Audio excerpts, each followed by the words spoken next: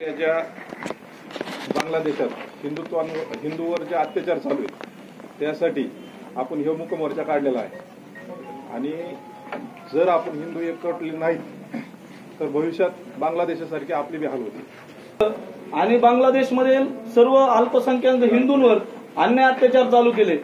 कित्येक महिलांवर त्या ठिकाणी बलात्कार झाले, लहान मुलांना ठेचून मारलं।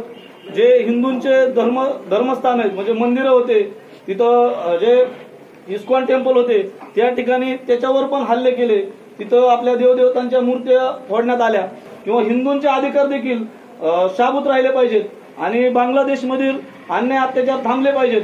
म्हणून सर्व महाराष्ट्र असेल किंवा सर्व भारतामध्ये आज हे निषेध मोर्चा आपण सर्व देशभरामध्ये करत आहोत। ह्यातून एकच संदेश असा आहे की जे जागतिक जे काही संस्था असतात हे सगळ्या गोष्टीचं निरीक्षण करत असतात, म्हणून त्याच्यावर एक जागतिक दबाव निर्माण झाला पाहिजे की सर्व जाणले आपल्या सगळ्यांना निश्चय केला पाहिजे की हिंदू समाजाने जाती सोडून आमची जात कुठली नाही, आम्ही सगळे मिळून हिंदू आहोत, आम्ही सगळे मिळून एक आहोत। आणि जेव्हा केव्हा आम्ही भारत सरकारला मागणी करू की आपण जा आणि त्या ठिकाणी बांगलादेशवर हल्ला करा, हिंदू हा ना झुकणार आहे, ना हरणार आहे, ना मागे सरकणार आहे।